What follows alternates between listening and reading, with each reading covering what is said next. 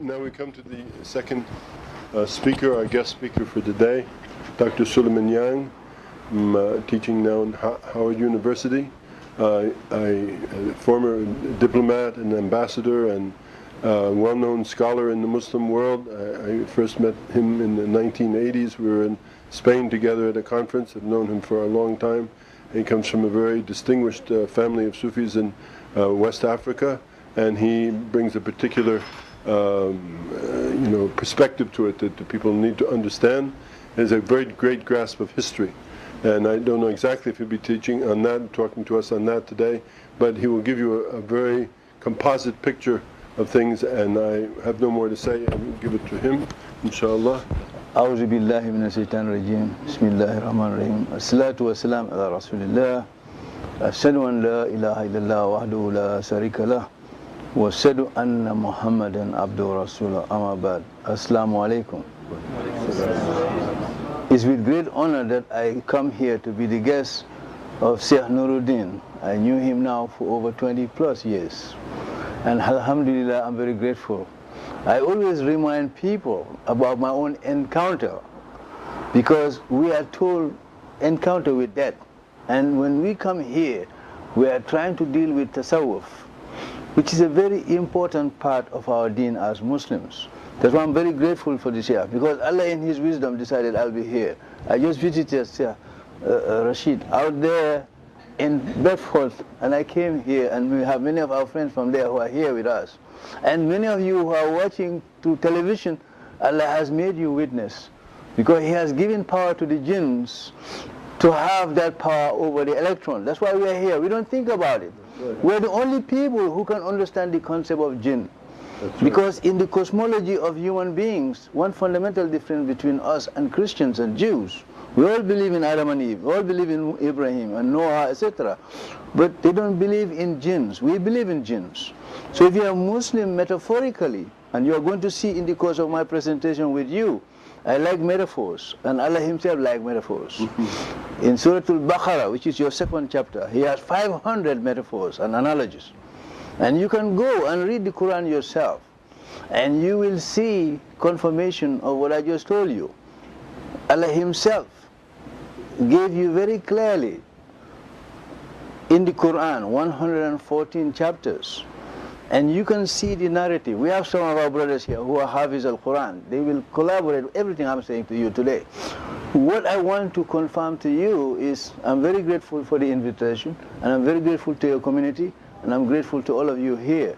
And this is an opportunity for us to address the question of what it means to have a Shaykh. And I'm going to deal with this at a metaphorical level, drawing heavily from what we have inherited from the Quranic narrative and the Hadithic literature. Then we look at the sociological and philosophical dimension of why you need a Shaykh. And I will, in the course of my presentation, I hope, after you had the first presentation and what I'm going to tell you, you can link scriptural, philosophical understanding, historical understanding, and sociological understanding, because you live in America. If we talk to you without speaking in this light, in the academy, you are all educated, you have degrees. You will not understand, because largely in America we have radical individualism. Many of us are so radically individual, me tooism as we call it in America. So you have a Shaykh. If you have that attitude, you will not have a Shaykh, because you have this me tooism. Yeah, I'm educated, so I can think for myself. If you do that, you make a big mistake. So because you have to have a Shaykh to help you. And I hope at the end of my presentation, this will be very clear. So let me start from square one. Number one, if you look at Allah subhanahu wa ta'ala, you can see very clearly He gave us 114 chapters in the Quran. Imam al-Ghazali, who played a very important role in trying to develop the intellectual, philosophical foundation to validate tasawwuf against many odds, because he himself recognized that they were philosophers. And he recognized that if you follow the philosophers, you may follow reason. You go with the level of the Greeks. If you go with the Greeks, you may be deceived by your mind. But the only way you can get access to Allah subhanahu wa ta'ala is through your heart. And that's one of the reasons why he made it categorically clear in his narrative. You read Ihya Ulumuddin and all the other narratives. He makes it categorically clear that Suratul Fatiha is the microcosm of everything that you are going to read in the Quran. And as Muslims, you recite Fatiha minimally 25. I was just counting as we are here. We have recited Fatiha many times without praying. And this, I tell Muslims, and we live in America, I like metaphors, and metaphors make sense. That's why the prophets like metaphors. If you live in America now, you all drive your car says turn left, turn right, turn left. What does that do now with your new technology? You have your G, right? Yes. You have your GSP, right? Yes. Now, you may be a total stranger, and you go to a new town. You have something telling you, that's what Fatiha does for you every day. You recite Fatiha every day. You are in this lonely planet. As Muslims, you are not marooned. We are not marooned here. We have existentialists who are saying, well, in this life there's no meaning in life. You better have a project. That's radical individualism. You'll be lost. You can have your own project, but you will end up in this dunya. That's why Imam al-Ghazali was very correct, because if you have Fatiha, it captures the essence of while you are here on this planet. Because the name of Allah subhanahu wa ta'ala, as Muslims we believe that Allah has 99 names. Ismul al-Azam. We don't know the hidden one. But look at your Fatiha every day. The very reason while you are here, and I'm leading you as a preparation. The Shaykh was speaking about how you should be led to your Shaykh. Think about it, and you will see clearly in the course of my discussion with you, because you're educated, you can follow these metaphors, and you can begin to see you in your own way. This garden that is planted for all of us to have, they give you the seeds. It's up to you. Because in Fatiha, Allah is leading you with His names. You say, Bismillahir Rahmanir Rahim. You have two of His names, Rahman and Rahim. And of course, our linguists will tell you, Rahma is very close to the womb of your mother. That's fundamental difference between women and us men. If you are looking for patience and compassion, your mother carried you 9 months. Nobody will question who your mom is. You have 9 months on your mother's womb. When I speak to Americans, I made it very clear to Americans, you want to understand what your mom is. Think about the astronauts who go to outer space. If you know Physics 101, you have the Van Allen belt. If you're trying to cross the Van Allen belt, you can burn into bits and pieces.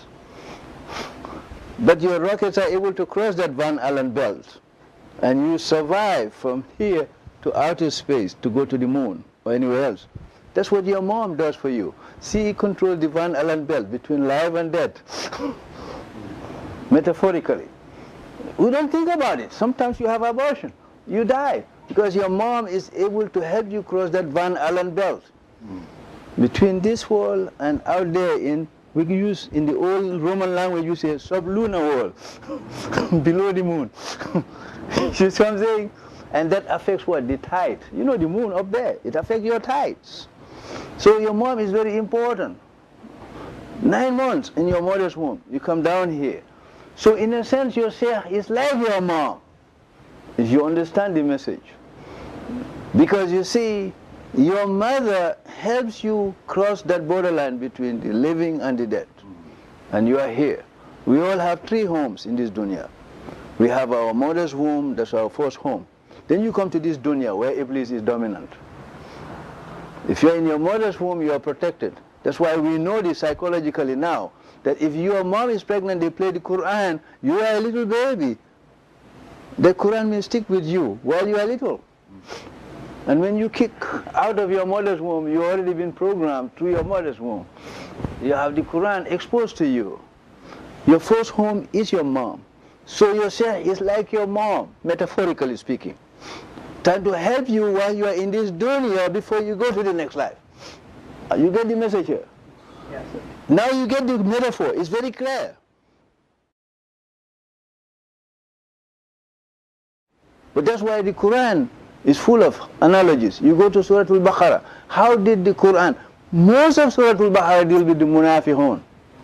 And the munafiqun becomes the companion of Iblis. Because Iblis plays with your mind. That's why psychologists will talk about your ego.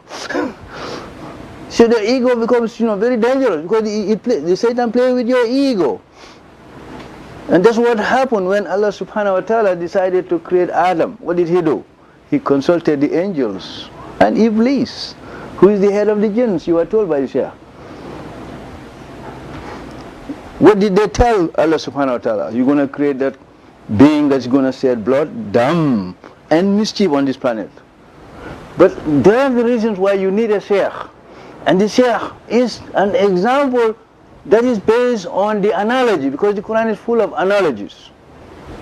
You have a surah that deals with zoological metaphors. Surah Al-Baqarah deals with the female cow. And then you have another metaphor which captures another dimension of Islam. And it goes back to the Kaaba. You have some of those Ethiopians who wanted to take Makkah. There's a whole narrative, Surah Al-Fil. But have Surah Al-Ankabut, about insects. The animal, elephant is big, but they have short verses. But the other animals, they have longer verses. That's this divine metaphor, Allah in His own wisdom, in His own way.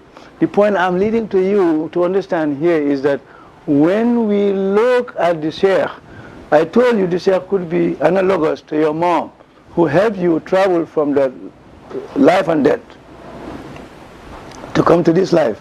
So when you are in this world, your mom protected you from dying in your womb, in that womb. She helps you to come out of that to be in the world of the living.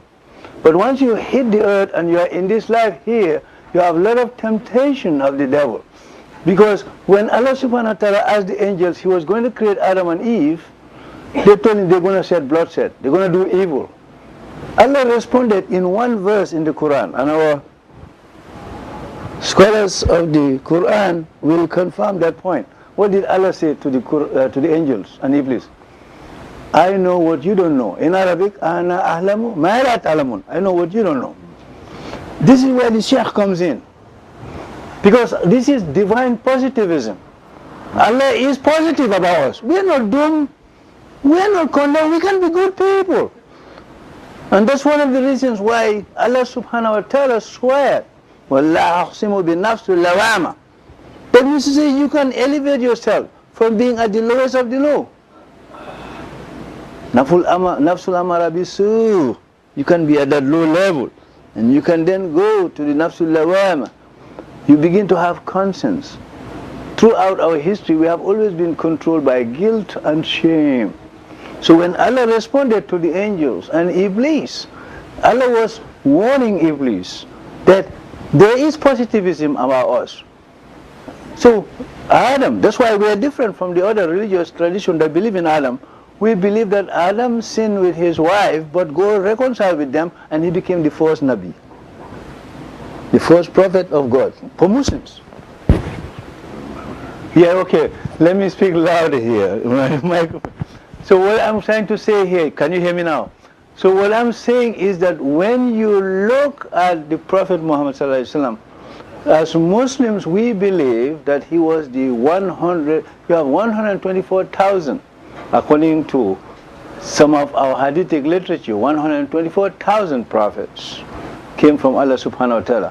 And this is why, if you are looking at the Shaykh, you see them following faithfully the tradition of the Anbiya, in terms of being guidance of humans after the end of the Prophet, because he was Khatimun Nabiyyin.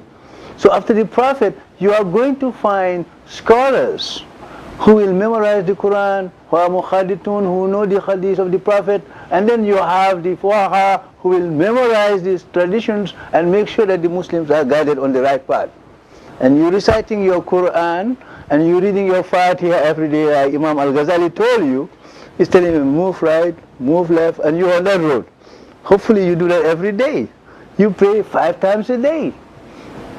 Can you imagine? 5 times a day you are praying. You cannot say, well, I'm not talking to God. Because what Allah has done for us to recognize as Muslims, and we live in America especially, and in the West today, these metaphors and these analogies and these abstractions should make more sense for us now than any other time in history because of our situation, our context. Because what happened is that divine positivism, that human beings are not condemned. We're not like the existentialists who believe that we are like Sisyphus. If you know Greek mythology, Sisyphus was condemned to roll the stone all the way up, thinking that he was successful only to see the stone go back. And you are condemned in that eternal rolling in, going down, rolling in, going down. No, we are not condemned that way. As Muslims, we believe in Allah subhanahu wa ta'ala, and if you have your Shaykh, and they are sufficiently trained, like the Shaykh was saying, that Shaykh is properly trained, they have guidance, and there is a tradition, a legacy, and a way of moving from one generation to the other, then you can have a path.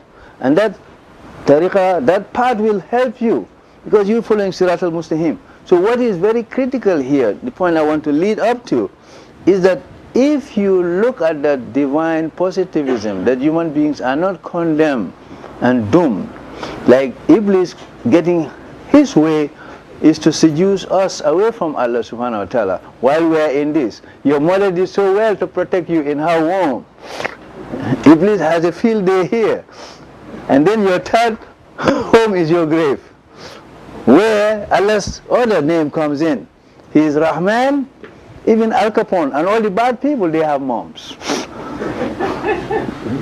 You know what I'm talking about? The Rahmatullah, you see, that mercifulness of Allah is with us here. Because Allah's mercy, you have some of the richest people on the planet Earth. They don't pray 5 times a day. They don't fast, but they have billions of dollars. But that is just because of the rahmah of Allah for us here. But He's going to judge you. If you go back to your Fatiha, what do you think? You write about Allah. His name came out. He is Rabbul Alameen. And then immediately, Rahman Rahim, Malik Yawmiddin. He's going to judge you for what you do here on this earth. So that's why Fatiha, if you read Fatiha critically and you read it, you can see yourself every day. And you can judge yourself every day. That's one reason why you have your Shaykh. He doesn't only lead you in prayer. And one thing about Islam, and this is a tradition we have, even when the Shaykh makes a mistake, he's a human being, he's not perfect, you correct him. And the sisters will grab to correct him because they have the knowledge. Because the knowledge of Allah is primary. But you have to have your leaders. That's why the Shaykh said, I'm from Senegambia, I have my cousin here, so I mean, we have some of our people who they don't have to pray. That's not what Ahmad Bamba said, he was a Sufi. But you see, you cannot be told by any Shaykh that you don't pray. You better pray. I don't care how high you go spiritually, you better pray 5 times a day and more. Because your mom was very generous keeping you here to be here. But when you go to your grave, Allah is going to judge you. The Quran makes it very clear. Kiraman katibina yahmaluna ma tafalun. Everything that you do here is divinely videotaped. You see that videotape? It records everything that all of us are doing here. But it does not record intentions. But Allah's videotape records intention. You see what I'm saying? And when we go to our grave, we are very alone. Your father, your mom, your brothers, your sisters, your friends, they can't go. You go by yourself. So everything that you do here, you'll have your DVD. Next slide. All of us. We speak metaphorically because if I speak like that, all of us know that we live in this culture. Each one of us is going to have his or her own DVD with Allah alone. We are nice, we have our mom, they kept us safe, that's why we are here. But when you go to your grave, you have nobody, you and Allah and Malak al-Maut. And you know the whole narrative in the Quran. That's why we have to be very humble. We have to be very humble. So when you have your Shaykh, be humble. Don't be arrogant. Oh yeah, I know that he does. I know this. No, you can't say that. That's arrogant. That's Iblis. Why was Iblis reluctant? The Shaykh told you this. When Allah asked them, no, Allah tested them. I want to create. Don't create. They're going to create trouble. Allah is the one who knows better than you, but you're giving your opinion based on your mind. You see what I'm saying? When Allah created Adam, the angels humble.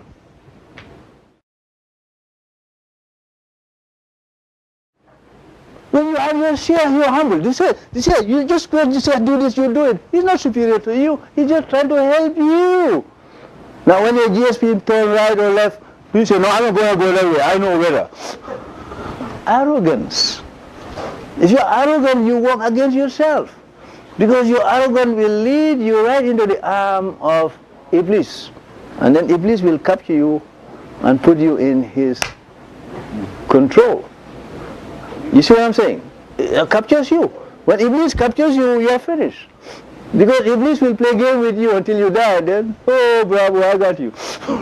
So, I mean, the reality that is very critical for us as Muslims who recognizes this reality is that you recognize in the Quranic narrative, and you can read the Quran very critically and carefully from chapter 1 to the end, and you will see new insights, new understanding. Now this leads me to the third point, that in order for us to understand the Shaykh and the manner in which they evolve, you have to understand what happened in Arabia. Where did we get the term Shaykh? Before Islam, the term was used by the Arabs, but they use it in an ethnic. If you're an historical anthropologist, you know where that term comes from. They use it not in a spiritual sense, they use that in terms of temporary, secular existence of human beings. If you go to Africa, you have the tribal chief. You go to a village, you have some guy who is the elder. And they created different kinds of metaphors. Like, for example, if you come from our area, the honor was based on the person who first created fire in a particular village. So they gave them status because they were the one to cultivate the land. If you come from Europe, if you're an American now, you are very much influenced by John Locke. Locke says anytime you put your labor on land, you own it. That's the whole basis of property in the West. So those people who became the lords, they controlled the land because they invested their energy on the land. In African societies, that was the basis, so you become the chief. You are the Shaykh. So anybody who comes, you get land, we give you land. So you owe that land to us. You see what I'm saying? Now what Islam brought about, that's why when Islam came, the concept of the Shaykh changed. They reconceptualized that concept based on mastery of the Quranic and Islamic knowledge, because that is more important than any other thing that you have here. Because this is very clear for Muslims. The old Arabians, before they became Muslim, they were Dunyaist. I call them Dunyaist to create a new term in English. They are people who believe in this world only. But if you are a Muslim, you don't believe in this world only.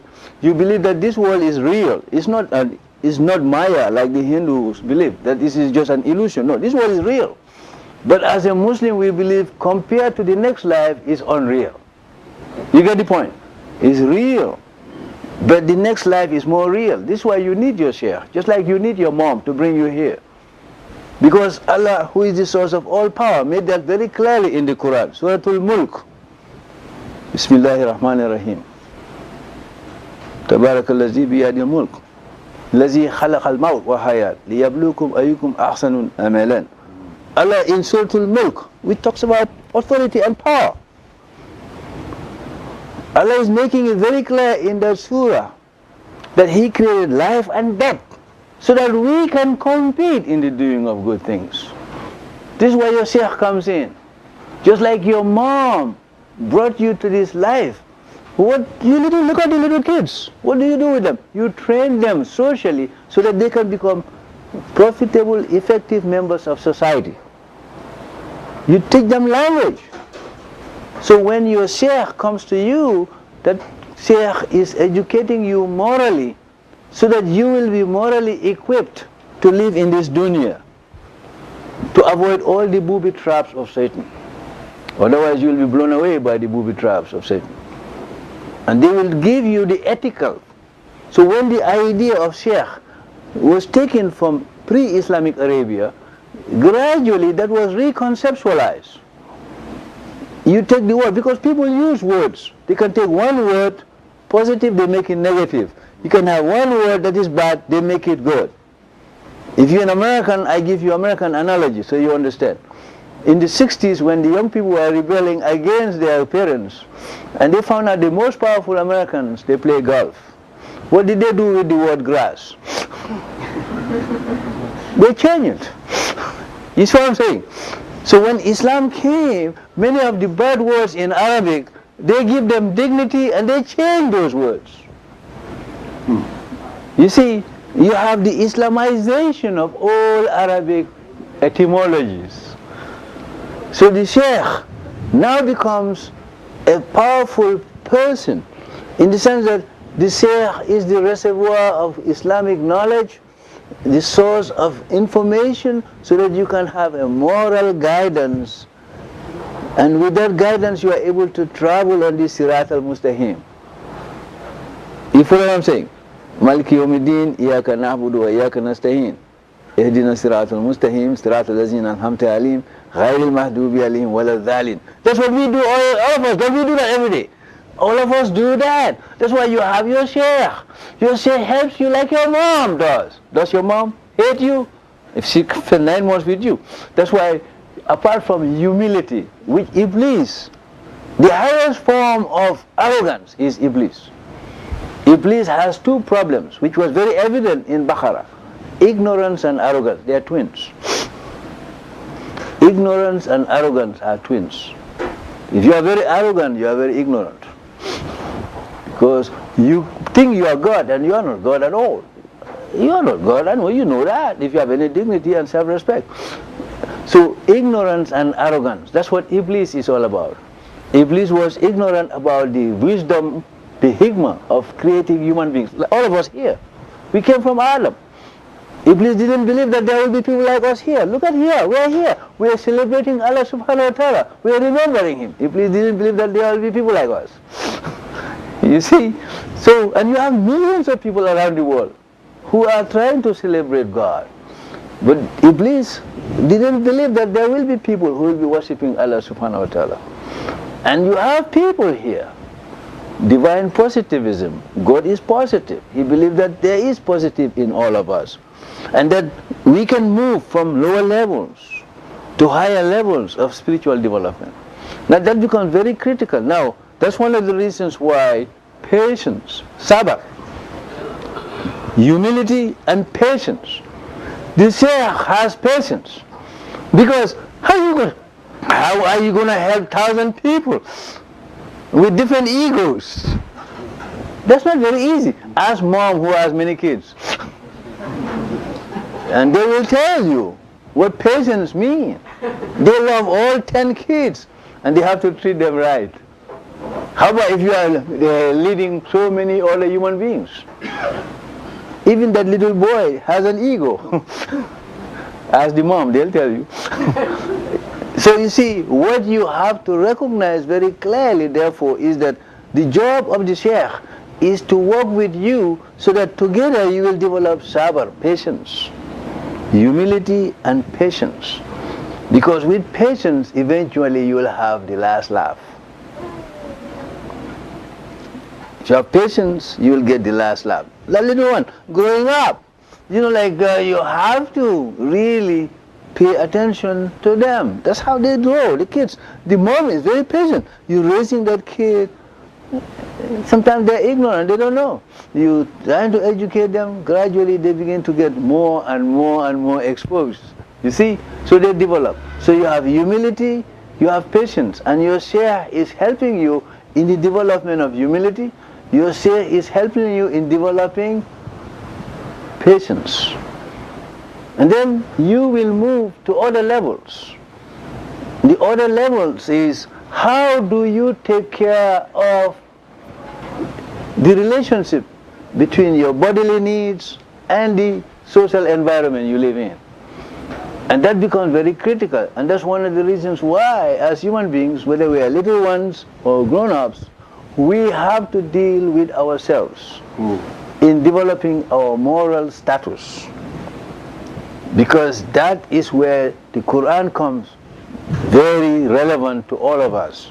Because all the Quranic narratives address the problems of justice, social relationship, truth, telling the truth, speaking the truth, avoiding lying, gossiping. You see very different verses in the Quran addressing all these issues that affect the construction of social reality. How can people live together amicably, responsibly, meaningfully, and effectively with one another? That's one of the reasons why the Prophet ﷺ says that we are mirrors unto each other. We are mirrors unto each other. If I stand before a mirror, I'm not looking at myself. I'm looking at a reflection of myself. God has given you the honor of looking at me in a way I will never have. But if you are a worshipper of Allah subhanahu wa ta'ala and you submit yourself to Allah and you show compassion, just like the mom for the little girl or little boy, you become a magnifying mirror for me. And if you're a magnifying mirror, I see your face, I look big. Not arrogantly, but I feel useful because you are like a magnifying mirror. So when an other human being looks at you from that point of humility, patience and tolerance and inclusiveness, they are like magnifying mirrors for you. And your Shaykh is like that. Your Shaykh becomes the big magnifying mirror. If you are very affected by life, you go to the Shaykh, you feel like, hey, you look at yourself in the mirror and you look good, you feel good. Why? Because you have words coming out of their tongue. And those words have balming effect. They help you. Those words are very powerful. And that's one of the reasons why your tongue is very important. You away. The Quran warns you against any gossiping, lying, and all the other things, because those, they don't help your tongue celebrate God. Because if you are a Muslim, you are always praising Allah subhanahu wa ta'ala. You are saying it all the time. You are going back and forth. You want to purify your tongue so that your tongue is elevated to higher levels. And you want and aspire. Ya ayyuhal nafsul mutmainat. You want to be nafsul mutmain. Irjihi ila rabbika haliyatan marliyatan. Adkhuli fi ibadi, adkhuli jannat. You aspiring to go to that level of mutmain. So you are pleased with Allah and Allah is pleased with you. If you have your Shaykh is helping you, because let's face it now, if you look at us, you may be murid and you have your Shaykh. But think about it analogically, and I take you back to metaphors. As Muslims, if you look at the Quranic narrative, you can see very clearly that Adam was an immigrant, a metaphysical immigrant. He was in another world, then Allah, as you read in Baqarah, brought them from that world to this world. Isn't that true? And all of us, we have 6 billion of us right now on the planet. We all came from that seed. They were immigrants, and all of us are immigrants. In many ways, metaphorically, even literally, we are immigrants. We are from the, like that baby. You come from one world to this world. So you're an immigrant from your mother's womb to the big world here. You see what I'm saying? You're an immigrant. Adam was an immigrant. Noah is another analogy. You remember Noah? Now, if you are a Shaykh and if you are a murid, you can see the analogy of being a murid and a Shaykh. What happened to Noah and the son? Remember the son of Noah? He refused to obey the father. Remember that? The father had the boat. Right? That boat was the boat of safety, away from Iblis. But he has the ego and he has the mind. The father said, you're going to drown. No, don't worry about me, I won't drown. So there is the danger of Noah's son facing all murids who are captured by radical individualism. Do you get the point? The destiny of Noah's child. You all know the narrative. I'm not telling you something new, you know that. So you see, they were immigrants, but they got lost. Because those who refused to follow Noah was a Shaykh. He was a prophet from our narrative. You can be a Shaykh and a prophet in that case. Now no Shaykh today is claiming any prophethood. They don't claim. They say we're following the Prophet Muhammad sallallahu alaihi wasallam, but they're following the example of the prophets. And you see the analogy, the metaphors that are relevant to Adam, that are relevant to Noah, became very evident. You see the same thing happen with Ibrahim.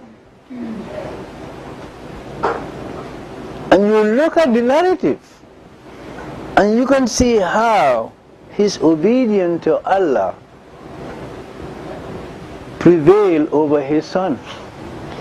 And the hope, that's the next now you move from being humble to being patient and tawakkal to Allah.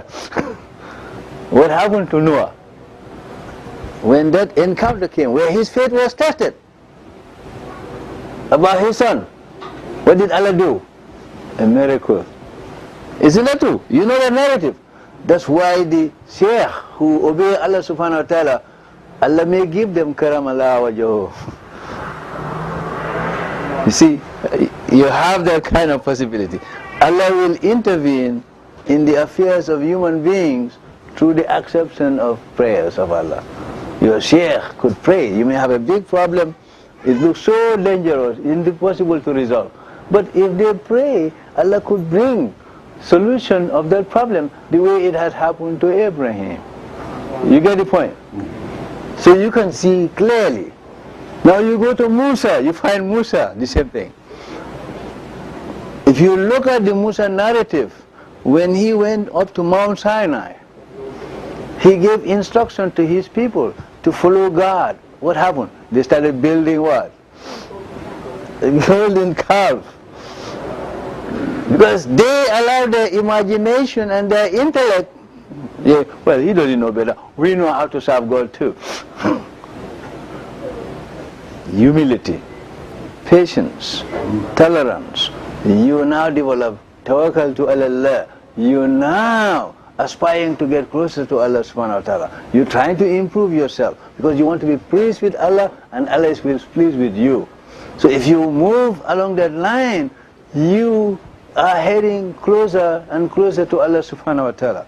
And that becomes very important for you. So if you look at the Mosaic experience, the experience of Musa, the Shaykh talked about this. One can just amplify with regard to Qidr. You know Qidr.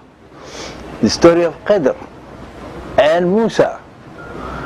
Now, the story of Qidr, which is very critical for many Muslims, especially Muslims who look at Tasawwuf very clearly, you can see Allah in His wisdom never unfold. But the Qidr narrative that we read about is a good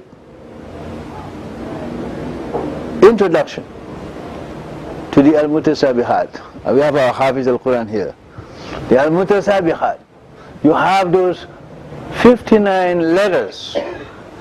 None of our scholars since the Prophet's time has been able to explain these 59 letters.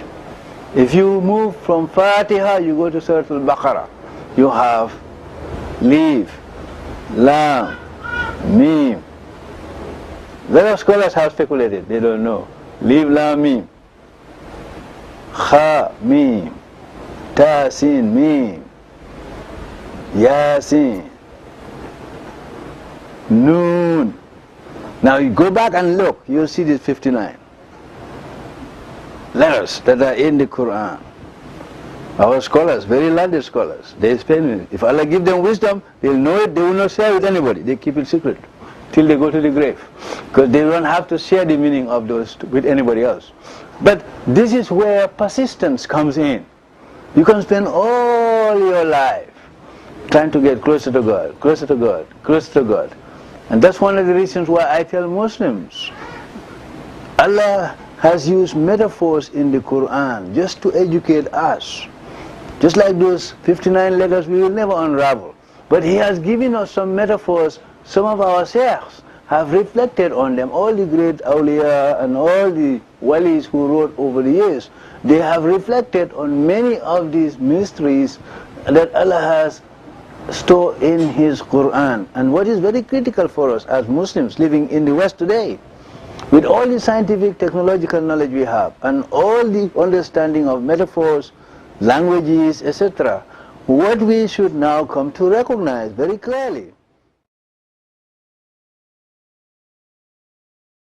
And you can go back to Imam al-Ghazali, and you read all the great scholars, and you come to the modern times. What you are going to find very clearly today, as Muslims living in the West today, is the fact that with our technology, new metaphors are coming to light. Right now, Musa, Ibrahim, Isa, Muhammad sallallahu alaihi wasallam, all those, they were in touch with Allah subhanahu wa ta'ala. Those who did not believe them, they say they're talking to themselves. Up until the emergence of the cell phone, if they see you in the street talking, they think you're crazy. Now you have your cell phone. Nobody doubt that they don't think you are crazy anymore. You see what I'm saying? In fact, that's one way you are protected. If you talk to yourself, oh, they have some technological gadget. That's why they're talking. You don't know they are crazy. The Prophet, they say he was Majnun. They will say. What I'm trying to tell you, as people who are interested in tasawwuf and trying to understand Allah subhanahu wa ta'ala and His revelations, is that when you live in America today, think about it. Just like you are so secure in your belief that no jinn is playing games with you. When you hear the voice on your cell phone, I call it the talking stone. You believe it. The Prophet ﷺ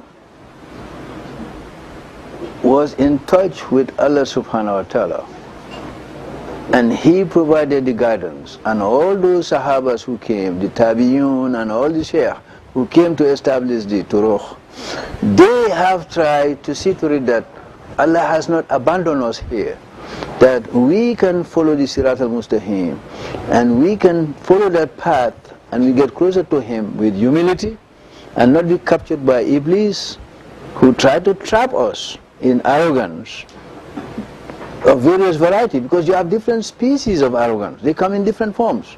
You travel gently on that path towards greater proximity. You develop a self of guilt. You have that nafsul lawama, and you're moving towards mutmain. As you go higher and higher, you get closer to Allah, closer to Allah, closer to Allah.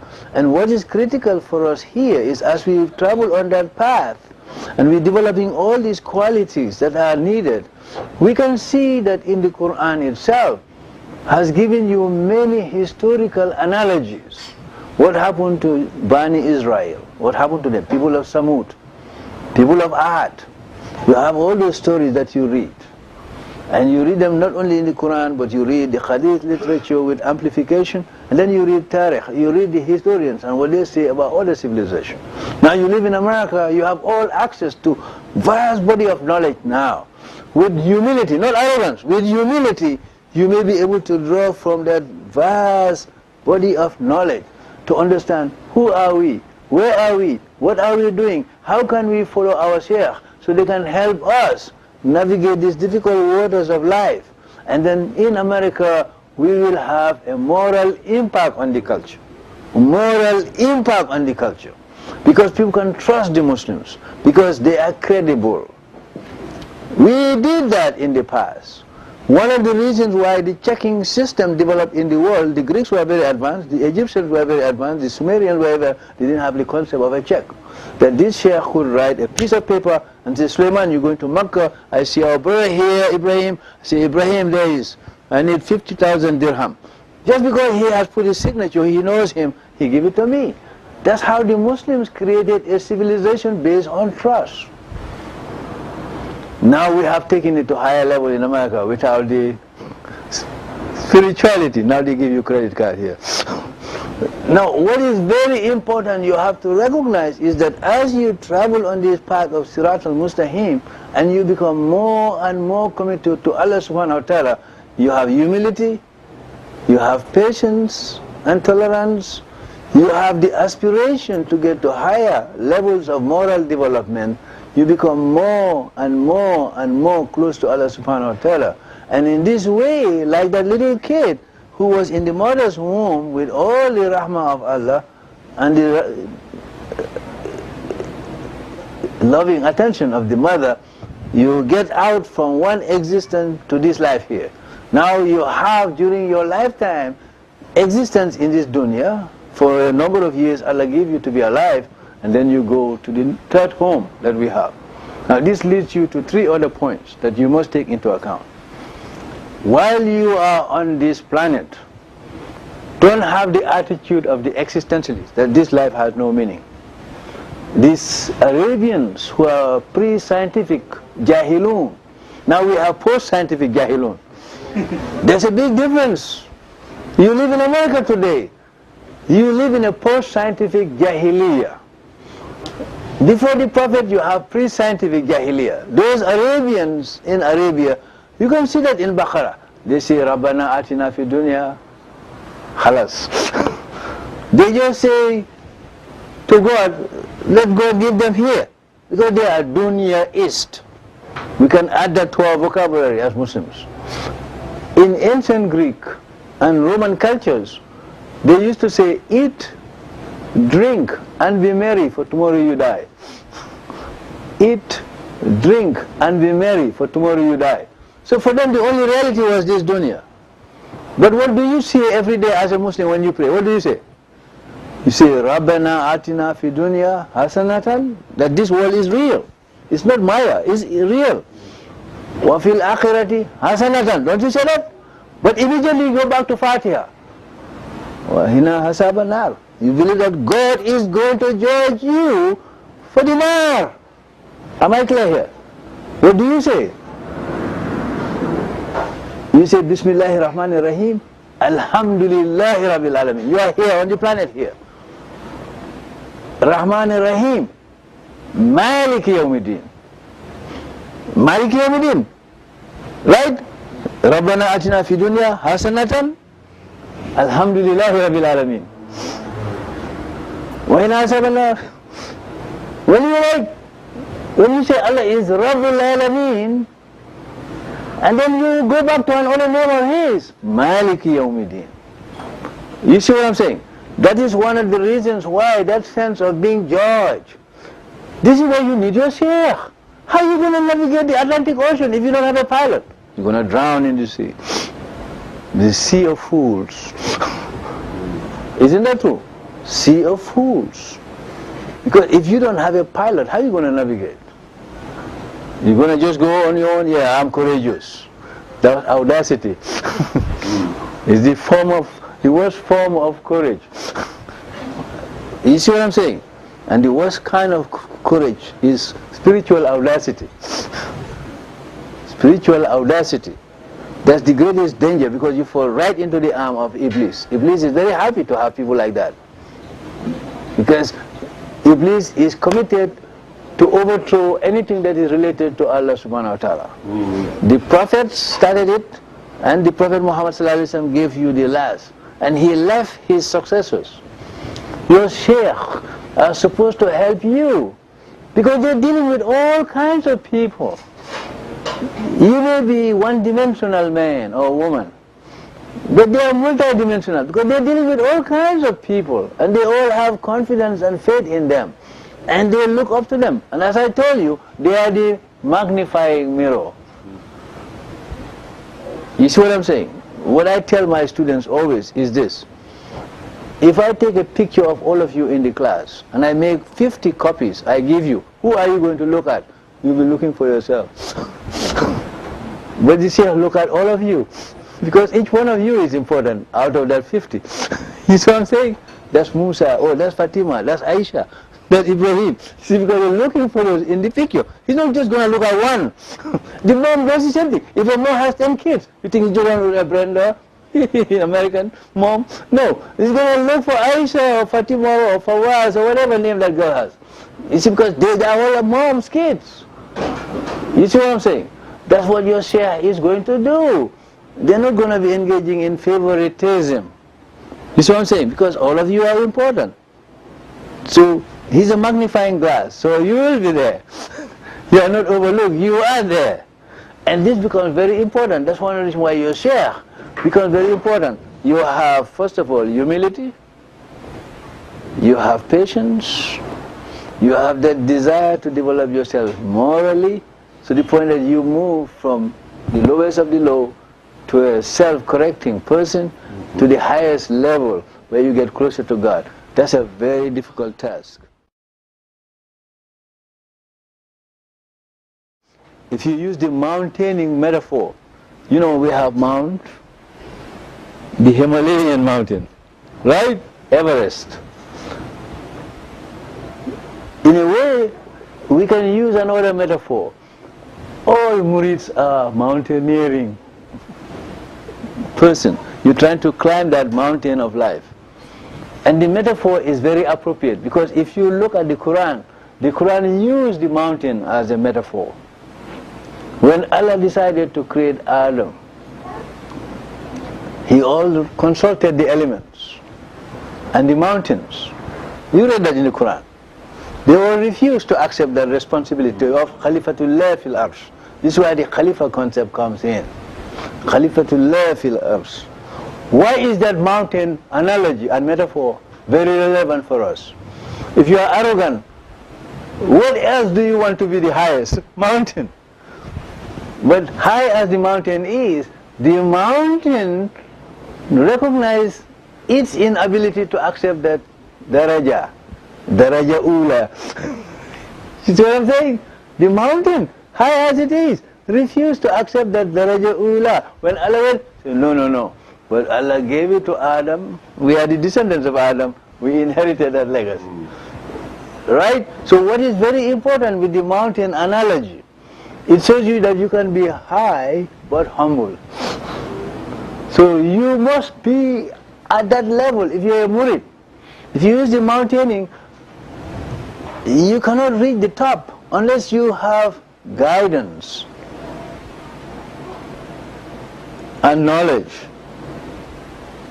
and experience. That's one of the reasons why you have the three components for all of us. We have knowledge, we have experience, and we have wisdom. Those are the only three things you're going to get in this dunya. Now what is critical is your Shaykh is going to be the pool of wisdom. Wisdom learned from other Shaykh and other learned people, and wisdom that are inspiration given to him by Allah subhanahu wa ta'ala. Why is that so? The Prophet Muhammad sallallahu alaihi wasallam is identified in the historical narrative as Ummi. We usually translate as illiterate, not learned. But Allah gave him hikmah. He had that hikmah. And that hikmah, you pray that Allah give my Shaykh more and more and more and more wisdom, so that all of us will benefit from that hikmah. And that's the dream all of us should be hoping for. That's why when you read all the great Shaykhs, you read their narratives.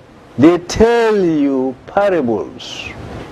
You see the parables in the Quran. Surah Taha, which Umar ibn Khattab heard, and it was the source of inspiration for him when his sister and the husband were reciting that Surah Taha, because he was bent on going to kill the Prophet. When he was told, well, before you go to the Prophet, you better go to your sister. She's a Muslim. So, you know the whole story of Umar ibn Khattab. What is very critical for us as Muslims, if you are looking at your Shaykh, now you see in the Umar narrative, you can see the Umar narrative. When he went there, he was driven by his courage, but humility forced him down. When Taha hit him, he humbled himself. So when he went to the Prophet, he gave bayat. You know the story. You see, so the reality is, what we have to recognize therefore is that when we look at the narratives with regard to the Shaykh and the Murid, we must recognize that the Murid is an immigrant, like all of us are immigrants, from Mecca to Medina. Now what happened in that? Those who were faithful to the Prophet, they went like good Murids, they went and followed him. They are the Sahabas. We remember them as Sahabas, companions of the Prophet ﷺ. But the Prophet Muhammad did not have temporary power, but Allah gave him moral and spiritual and social authority, all combined. Moral, spiritual and social authority. And when they went to Mecca, they were able to establish a community of believers. And the whole surahs that you call Suratul Madinatul Munawwara, those verses of the Quran we identify with the Medinite experience. Prior to that, the Muslims used to go to the home of a friend of the Prophet, Darul Arqam. They used to go to Arqam's home, when Islam was very young at that time. So when we look at the narrative, therefore, we look at the Quranic narrative, the Hadithic narrative, and the lessons we learn from our scholars, with whom we now identify the Tasawwuf tradition, we can see how our moral development as a community was very much linked to the manner in which, as a civilization, as a culture, as a people, we have been traveling on this path.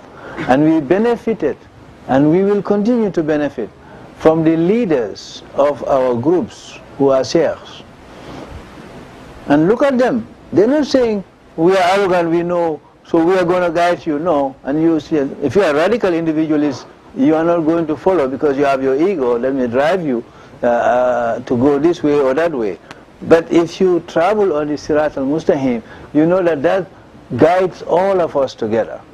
And in this way, we move gradually and gradually towards greater development as a community. And this becomes very critical for us. So for that reason, I will move to two other points, and I will finish the 3 points that I was elaborating. And that is, if you look at the second point, which is critical with regard to the development of Tasawwuf and the manner in which the Shaykh and the Murid interact, is that you live in an age of modernity. You live in an age of modernity. I talk about Sufism and modernity. Because modernity has introduced new concepts, new ideas that are likely to challenge you if you believe that you have a Shaykh and you have a Murid and you follow. Because what modernity has done, modernity has created a sense of self among modern human beings which may be antithetical to the development of any tradition of fidelity to Allah, fidelity to the Prophet Muhammad, fidelity to the Shaykh who guides you. Because you see, modernity creates rival concepts about who you are. So naturally, if you are not very careful and you follow your ego and you follow what you read on the internet, you say, oh, well, there is no God. And it happened with the Marxists, isn't that true? It happened with the Freudians, is that true? It happened with the Darwinians and many other secular ideologies. They are putting forth rival concepts that undermine the sense of fidelity and submission to Allah subhanahu wa ta'ala. Second thing that modernity does, modernity creates the illusion that I own my body. I can do whatever I want with my body. And this is beginning to happen, unfortunately, in American society. It begins to affect even the way the boys dress and the girls dress. Because you feel that that question of sartorial elegance, that question of sartorial elegance, I dress the way I want. But if you dress the way you want, you may dress the way God doesn't want. And that is part of modernity, you see, which is a critical issue which works against us. Because if we are going to submit to Allah, we have to submit to Him in accordance with the tradition we inherited from the Prophet ﷺ. And that tradition is supposed to help us get closer to God, not to be forced away from God. But what some of the behaviors we get from modernity is, they make us allergic to God. They infuse you with that allergy to God. And that becomes very dangerous for us in this world. So, if you are allergic to God, you will never have a Shaykh. Period. You will never have a Shaykh. Because if you are allergic to God, forget it. Iblis has prevailed. Because what I think I do, and you feel that you are in control of your body. you forget that even your body was given to you by your mom. They brought you here. But now you are jumping up and down, you think, yeah, I control my body, I do what I want. And if you do that, well, you pay the price. The other point I want to make, before we go for prayers again, is the fact that when we look at our narrative as Muslims, we look at the Quran, we look at the Hadith of the Prophet ﷺ, we have Bukhari, Muslim, and all the others that you can read.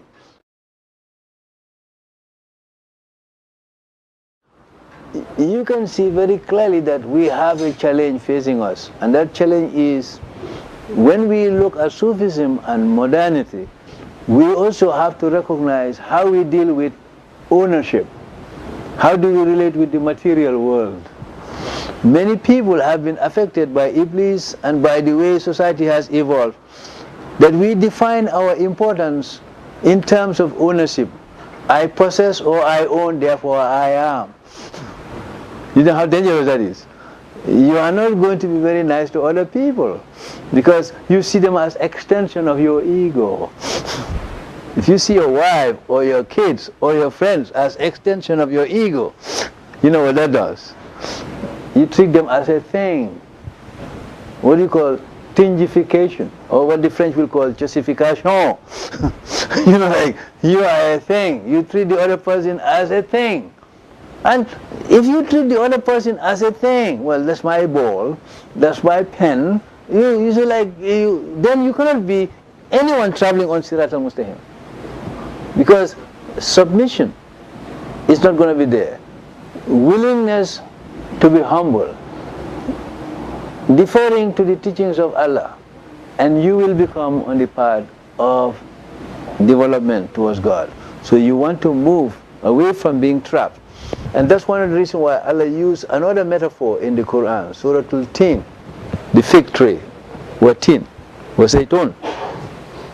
We have our hafiz here. Wa turi sinin, wa ad al-balad, ila. Allah subhanahu wa ta'ala made it very clear there. La khat khalaqna al-insan fi ahsanin taqweem. But Allah warned you, thumma radadnahu asfala safilin. That is the danger for all of us. You become at the lowest of the low. You are created out of the best mold, but you can fall down to the lowest of the low. And if you are a Westerner and you are exposed to Freudian psychology, you are dominated by the libido. You don't even have that guilt context of a superego, the policeman here, that tells you you should feel guilty. And I will conclude this. I always tell my students, if you want to understand how human society has always been dominated by shame and guilt, and the Shaykh is helping you to navigate as an immigrant in this dunya here. Now what happened is, guilt is very much in you. Shame is in your community. That's why Muslims, we recognize individualism, because when I die, I'm going to be responsible. When Malak al-Maut hit me and I go, he pulled the plug, I go by myself. And I will be responsible in that lifetime, in that new world. But what is critical here is, if I belong to a community, that this community here and the larger community going to all the Muslims who go for Hajj and Umrah, etc., everywhere else, and all the human beings, the critical issue here is you come to recognize the fact that I try my best, coming from this high level, and Allah used the metaphor of the fig. Some of our thinkers have suggested that Allah used that metaphor. You have the fig tree, you have the bow tree, you have Mount Sinai, and you have the Bilad. That Muhammad came from Mecca.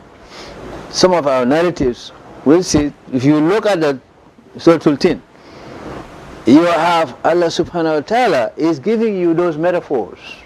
The fig tree. The fig tree has many metaphorical significance. And I'm so, at another time, this year could give lectures, and Shaykh Rashid over there, who will be coming after me, I mean, like, they will have discourses with you on these metaphors. Why is the fig tree or the tree analogy important? And I'm going to end here. If you're a Muslim, think about the sun. Allah metaphorically, there's a whole surah, Surah Al-Sams. The sun is the source of light, is 93 million miles away from here. It takes light traveling at 186,000 miles per second to hit us in 7 minutes. Now, if you have that courage that you're going to look at the sun, you lose your eyes. It's a good metaphor that you will never get to Allah. That's why the Quran told you very clearly. You see, God is closer to you than your jugular veins. Isn't that true? He's closer to you than your jugular veins. He is so far away, but he's too close to you. Now, if you look at the sun, you're going to lose your eyes. But Allah in His wisdom sent His Anbiya, the prophets, and for us who are the beneficiaries of the last, Khamar, the Prophet Muhammad sallallahu alaihi wasallam. The light from the sun goes to the moon. We have all kinds of metaphors about the moon. You can spend all your night looking at the moon without losing your eyes. That's why you follow the Prophet Muhammad sallallahu alaihi wasallam. And if you have your Shaykh, there, the Prophet Muhammad is like a planet that is so powerful like the sun. But it has moons. These are your Shaykhs. And those Shaykhs are able to operate with the comfort of the moon that you see at night. They help you, guide you in darkness. Am I here? If you know Physics 101, you know Jupiter has many moons. So metaphorically, the Prophet is like Jupiter. Right? Some of you use telescope. You see one thing. So analogically, it will make sense. Your Shaykh, they are like those moons. They give you light in the darkness where Satan would like to trap you. Now watch this. We can change the metaphor. Allah uses Surah Al-Tin as a metaphor. The metaphor of the tree. You are all Muslims. Think about this. And you are on this tariq. You try to be on Sirat al-Mustaqim. If you live in the desert of the Prophet, look at the context of the Prophet ﷺ. Allah gave the people of Arabia, they live in the desert zone. We have the concept of an oasis. If you have a community where the people, the murid and their Shaykh, they have an oasis metaphor. Right? If you have an oasis, you have a palm tree. Isn't that true? If you have a palm tree, you have a metaphor of Al-Jannah. You have the date. Very sweet. We have some other things that are very bitter. But you have this taste of sweetness, sweeter than banana. And you have in the whole world of botany, you have sweet and bitter, right? Allah gives you an analogy of how you can live in this oasis and you can have very sweet thing that shows you how the world can be bitter but it can be sweet. Now, but watch this, and that is the most significant. The taste is just a metaphor, but watch this. If you go out, you look at the trees. The Prophet Muhammad sallallahu alaihi wasallam, that was why he gave us a hint, which we don't know. Just like we don't know what Alif Lam Mim means. Yasin, we don't know. But he gave you a metaphor. He said he liked green. That's just a part of the hikmah, green. Look at the trees, they're green. Watch the trees. You are doing Fatiha every day. Watch this now. If you are a Muslim and a believer, you watch the trees. I told you the mountains, they are like this. Isn't that true? The trunk of the tree, they are like the mountains. They don't have the height of the mountains, but some of them are very tall. And they are like this. Right? And every tree has a branch. And every branch has leaves. What do you do every day with your Fatiha? You pray to Allah subhanahu wa ta'ala. You say Allahu Akbar, you are like this, Ihama. You ruku. Sajda. Don't the tree do that? The tree metaphor doesn't do that? So you're doing Fatiha 25 times a day minimally. How about the trees? What are they doing? The time of the Prophet, they didn't know the full meaning of the tree. Now you live in America today. What do you know from Biology 101? The tree gives you oxygen. So each time you are saying Bismillahir Rahmanir Rahim, Alhamdulillahi Rabbil Alameen, you better look at the tree.